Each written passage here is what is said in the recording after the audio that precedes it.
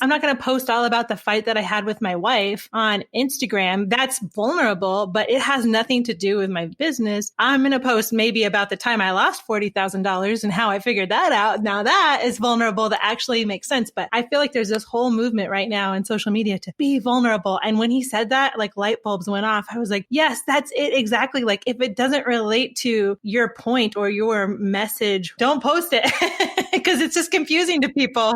Yeah, exactly. Yeah, definitely. No, exactly. That's why, like, for me, it's like, I'm authentic. I'm an open book. And I tell that to my clients too. But at the end of the day, this is business. It's like, I will let you share. Like, my husband doesn't show up on my Instagram very often. My kids don't show up on my Instagram very often. Not because I'm protective of them and I don't want to just show them and display them. And they are a big reason as to why I started this business. But I'm not the type of person that's going to be parading them and now my dogs are but it's just, to me, it's like I'm all about business and personal, and you can get to know me a little bit in personal, but I don't want you to know everything about me, and I don't want you to know my messiness that happens in my life. Yeah, unless it relates in some way. Yeah, definitely. Exactly. So I saw recently you had a big giveaway with a bunch of other sort of coaches and thought leaders. How did that come about? So it's networking. It's like, that's the beauty and the power of this online space, is you meet some amazing humans and you connect with them. And Brittany approached me about it. I was previously in her podcast. She's involved in my Facebook community, and I was like, I'm definitely down. It's like, hey, that's another way I can serve people. Let's do it. Yeah, it was a really cool thing to see everyone. I was like, oh, this is like the awesome girl gang.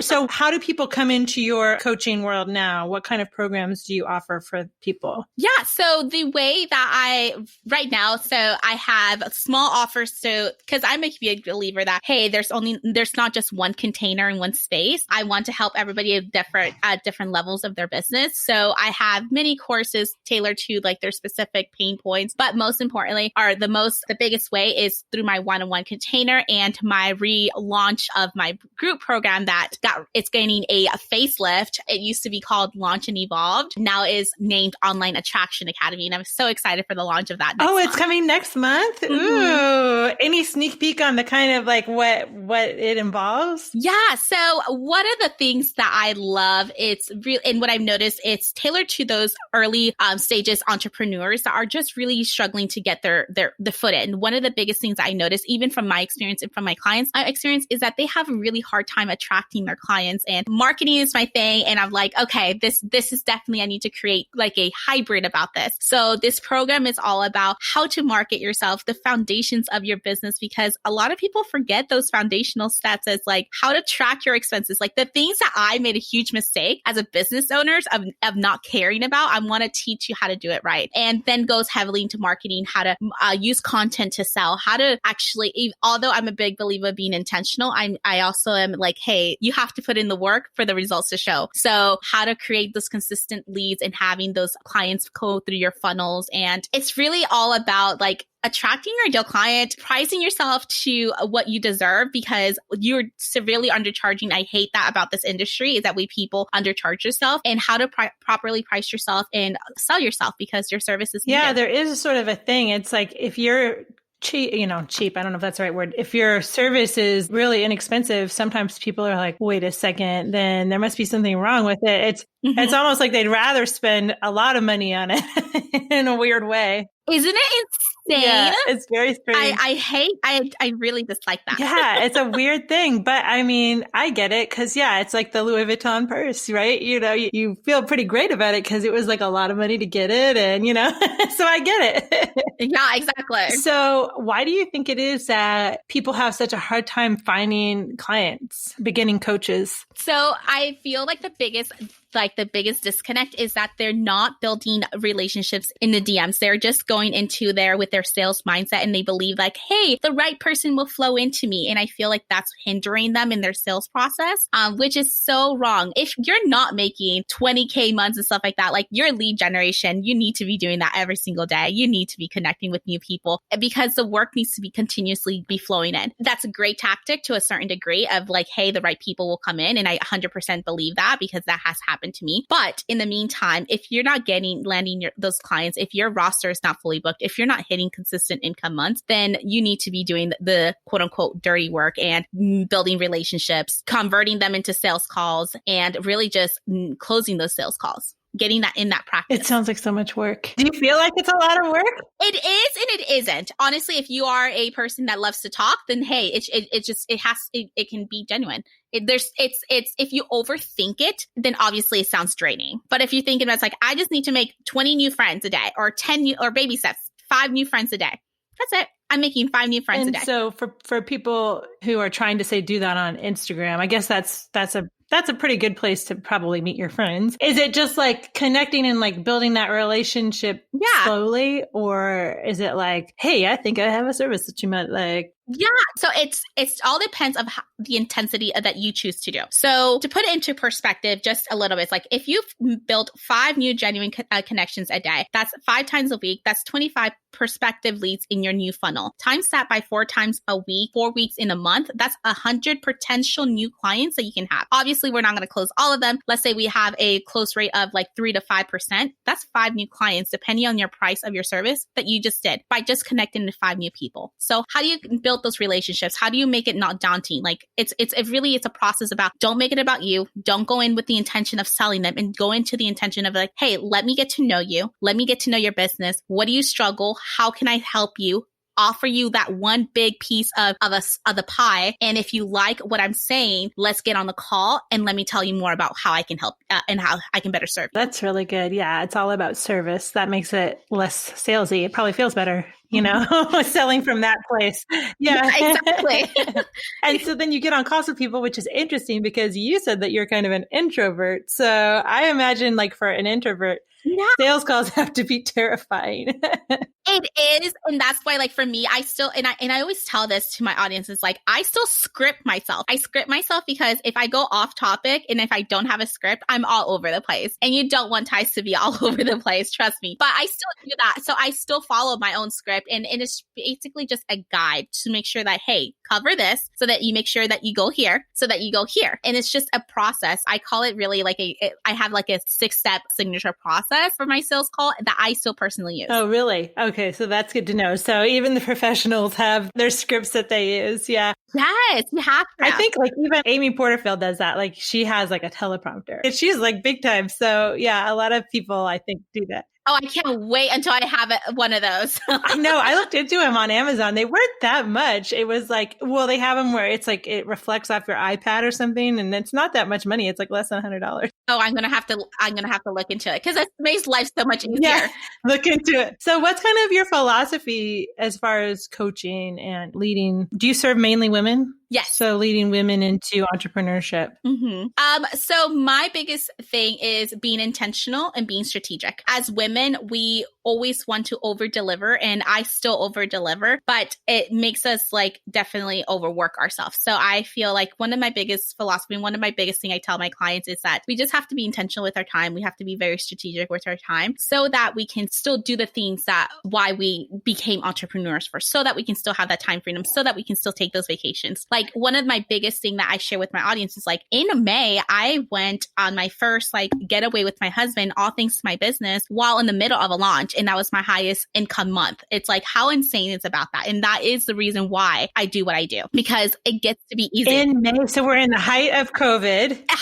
And you have your biggest launch ever. I have my I go on vacation, on a last minute vacation, because literally I planned, it's our anniversary, May was our anniversary. So anniversary was on a Friday. We leave, I last minute, because I'm sometimes a last minute Linda, and I planned this vacation, like, let's go to Sedona. Plan this on Monday. We leave on Wednesday. In the middle of my launch, I was like, let's do it. And I had a very successful launch still. It gets to be that easy. And I want to show women that this can be your life too. It gets to be like, you can go on vacation in the middle of your launch and still have a great launch. Were you being live with people on video during the launch or no? I'm like, how did you do that? So a lot of pre-work of my content and emails and sequences were all already done. But I did share behind the scene, and I feel like that's really what pushed those people. It's just like, wow, she's literally in the middle of her launch and she's in Sedona showing us behind the scenes of what her hikes are. I was like, this is like this woman, I need to work with her. Yeah. I mean, I guess that's not necessarily being vulnerable, but it's like being authentic in the little window into your life. And then people are like, oh, hey, I want to do that. And I think it's great too that you have 3 kids. So it's like a lot of people will go, oh, I don't have time. I've got kids and this and that. And you're like, nope, I got the kids and I'm doing it. Yeah, no, exactly. And like, and that was always my excuse. We've never taken like a proper vacation or honeymoon. It's like, oh, we have kids and stuff like that. But no, it's like, sometimes you just have to make those last minute decisions. You have to go for it. You have to go back to your why. Like, why did you decide to start your business? Like, is it really to just be a slave to your laptop? There's going to be moments of hustle. I still have moments of hustle. I'm not above that still, but you also decided because you wanted the financial freedom. You wanted that time freedom to do those things. And I think like you need to go and do it. You have to force yourself to do it because we can easily get addicted to our business, which is not a bad thing, but also we have to practice what we preach and what we say we want, why we wanted to do these things. Yeah, I do think that's a big thing because even for me with podcasting, and there's also a blog on the site. And so, content creation, while you said it's really important, right? But it can take up a lot of time. Yeah. And so do you have any tips as far as somehow paring it down so it doesn't take over your whole life? So first and foremost, repurpose. Like that is like the key. A lot of people, it's like, how do you just like bust out content like that's like, I know what you guys want. I know what has worked before. You bet yourself that I'm going to go back to see what posted very well, freshen it up, and repurpose it and throw it out there. That's what I've been doing a lot this whole month. It's like what posted well 6 months ago that I can just bruising up. If my tactic changed a little, change it up a little bit and repurpose it. I also have a blog. I have a Facebook community and I have my email list. So how can I change it so it doesn't seem like, oh, it just sounds so repetitive. And sometimes repetition is the key in our business. If you really notice and look up to if you think about like those mentors that you look up to, like, aren't they always saying the same thing over and over and over again? But you still look up to them. Repetition is the key in this industry. And sometimes you don't hear it until the 7th time that they've said it. For whatever reason, it clicks on that last time. Exactly. It doesn't click then. Well, it is such a big undertaking to get, first of all, figure out your why and kind of have an idea for a business. But second of all, work on building your list and your content and all of that. And so, I know a lot of people when they're trying to build something, I'm certainly guilty of this. They try to do all the things. I'm guilty of that because it's fun. But then you're in the middle of it going, whoa, I have no time. I'm freaking out a little bit. And I'm not sure if I'm actually making headway or just spinning my wheels. And so I think that it's funny because, a lot of those big time mentors, they do say the same thing, but it's like every time I hear it, I'm trying to do a different piece of the puzzle maybe. And so it hits differently, You're in a different spot in your business when you hear it the next time. Yeah.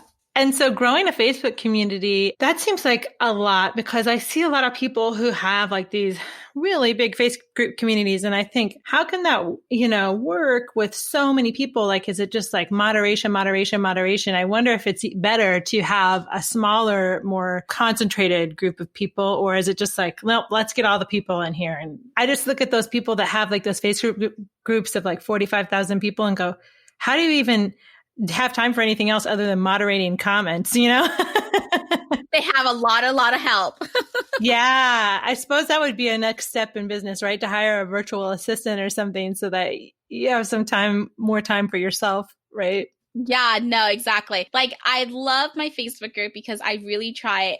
Because to me, anybody that has watched my mini training, like, unfortunately, I'm not the type of person that if you're going to try to watch a mini training, I can't say what I want to say in like 6-8 slides. Like, I'm the 12 slides and above girl.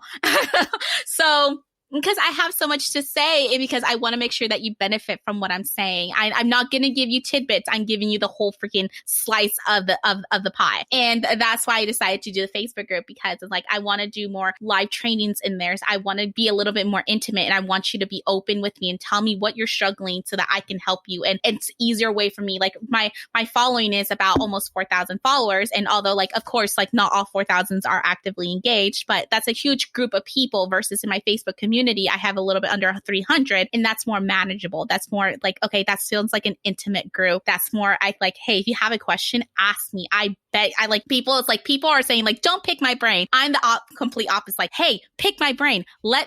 Go for it. I'm begging you. I want to serve you. That's cool. So they're like 300 of your people. And is it anyone can join, or do they have to have gone through like one of your mini trainings or something? Anybody can join. Oh, that's cool.